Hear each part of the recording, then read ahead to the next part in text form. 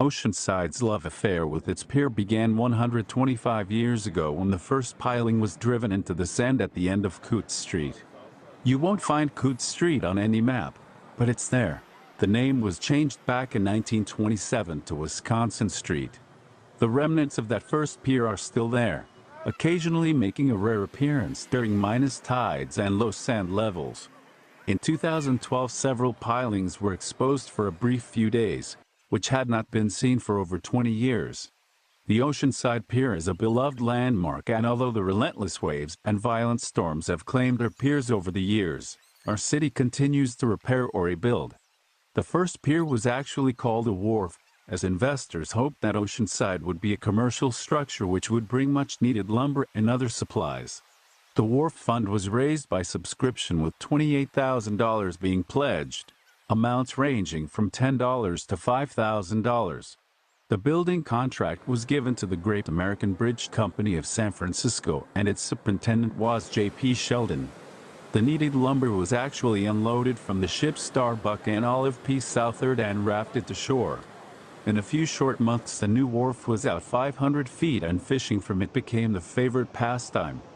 Records are missing, and it is unclear as to if Oceanside's wharf was ever completed, but winter storms had reduced the wharf to 940 feet in 1890. By January 1891, the final blow was dealt when the furious storms finished what was left and swept away all but 300 feet of the wharf. After the demise of Oceanside's first wharf in 1891, the beaches were covered with its debris. The cleanup was a slow process and mostly undertaken by the proprietor of the South Pacific Hotel and owner of the bathhouse, Melchior Piper. He began collecting the pilings and planks that had drifted ashore. Piper was said to have even stamped his initials on the pilings. He involved himself in community activities and continued drumming up support for his wharf. It did not take much to understand why a wharf was so important to Piper. All three of his businesses were situated on or near 3rd Street, now Pierview Way. The St. Cloud Hotel was on the corner of 3rd and Cleveland, the South Pacific near the corner of 3rd and Pacific, and the bathhouse was just below. It would indeed be very beneficial to have a wharf at the end of 3rd Street, attracting more business and more tourists, giving Piper a very valuable monopoly. Piper traveled to San Francisco in December of 1893 to meet with Mr. Anson P. Hodling, owner of the South Pacific Hotel, to persuade him to support the building a pier that would be beneficial for the hotel. Piper's trip was successful, as Hodling agreed to support the construction of a wharf. In April of 1894, a committee was formed and plans for the new wharf began.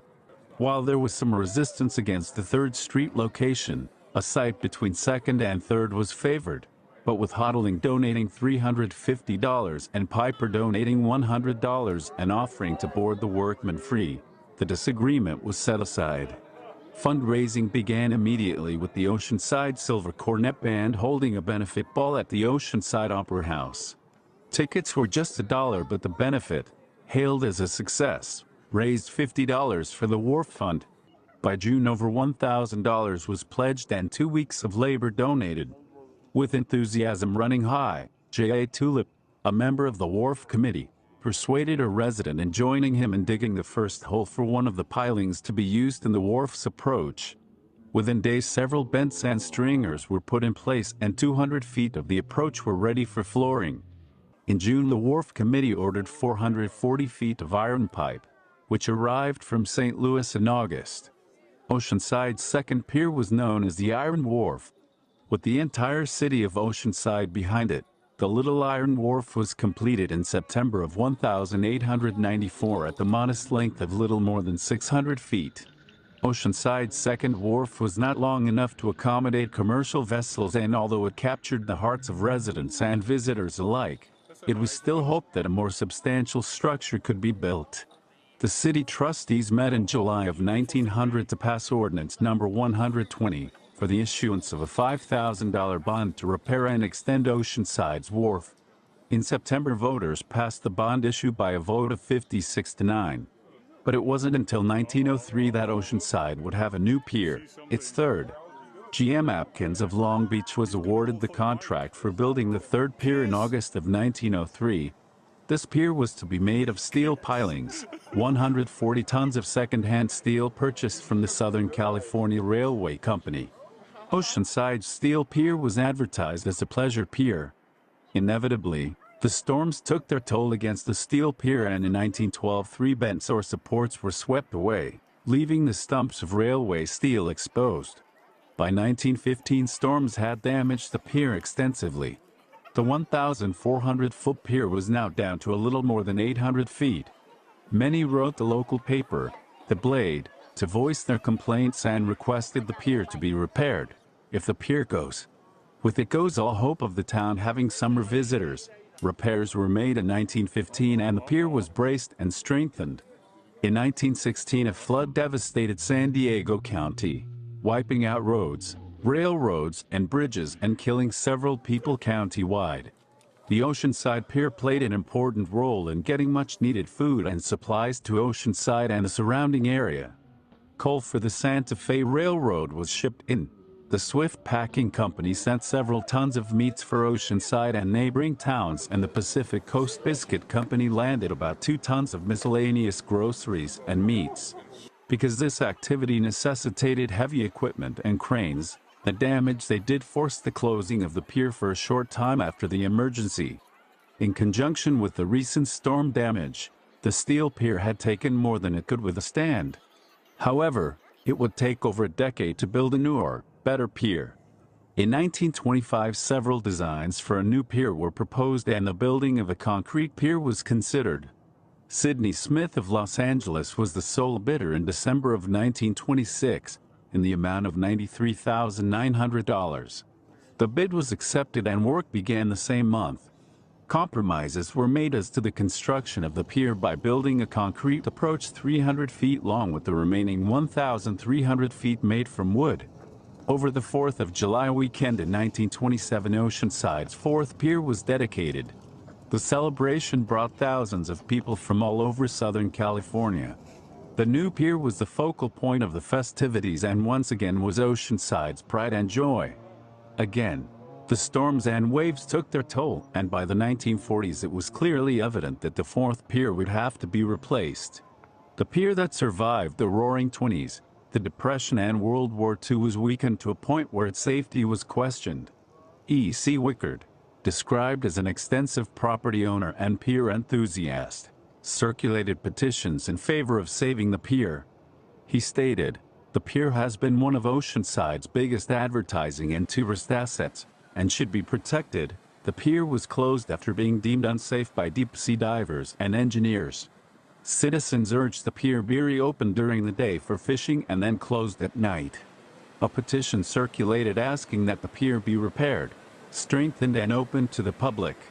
Oceanside wanted a pier, and if the old one could not be repaired, then a new pier would be built. A proposal was made for a bond election to reconstruct the Oceanside Pier. 300 signatures were needed to get on the April ballot. The needed signatures were collected and the bond election passed. Work started almost at once, and the $200,000 bond would build a pier 1,900 feet long, the longest on the West Coast. The pier was dedicated in traditional Oceanside style in June of 1947 with a parade of bathing beauties at the annual beach opening. 48 girls, the most in the history of the contest, participated. Bands and professional entertainment, along with dedication of the pier by Mayor Arthur Bridge, civic leaders and contractors, marked the culmination of many months of work and planning by the city. In 1975, the pier was faced with closures after severe storm damage, and in October, Public Works Director Alton L. Rudin said that the pier could collapse at any time, in heavy seas. The city's redevelopment consultants recommended that a new, shorter pier be constructed at the foot of Mission Avenue, along with the proposal of spacious pedestrian mall, and be planned around a new Amtrak station. The pier was placed as no one priority in the redevelopment plans for downtown, but it would be over a decade before a sixth pier was built. In April of 1976, a 600-square-foot section of the southwest corner behind the Pier Cafe collapsed during a storm. Later that year, a fire broke out in the Pier Fish Market, located halfway out on the pier, and in December the Pier Cafe was completely destroyed by fire. problems continued to plague the pier, and by 1978 a storm ripped off an additional 200 feet, leaving the historic landmark a mere 1,000 feet. The pier was closed while the city decided how to fund the building of a new pier and how it would be built. In 1978 steps had been taken and the planning began.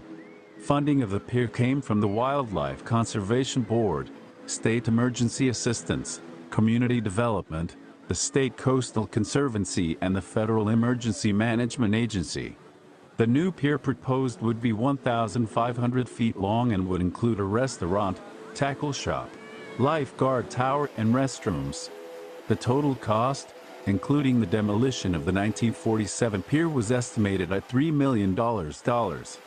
In August of 1985, Good and Roberts, Incorporated of Carlsbad was awarded the contract to restore the concrete portion from the 1927 pier. In early 1986, the construction contract was awarded to Crowley International of San Francisco.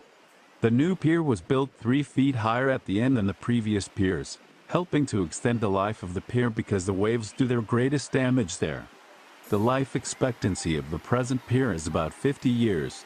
Not only was the present pier constructed with the most advanced technology, but innovative ideas such as placing the top decking and diagonal planks added to the overall reinforcement but added to the beauty of the pier as well. The buildings placed on the pier were installed with sprinklers to protect them from fires and can also accommodate a fire truck. Borrowing from the past, the lampposts are designed after the original ones that stood on the 1927 pier. Many people now assume the names carved into the wooden railing on the pier were sold to help build the pier. However, the money raised by each name carved went to help fund Oceanside's centennial celebration in 1988.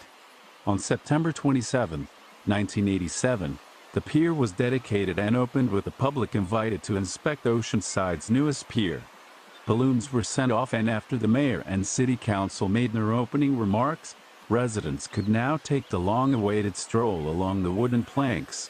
Thousands of people walk out on the pier each year. It is one of the most photographed landmarks in Oceanside and San Diego County.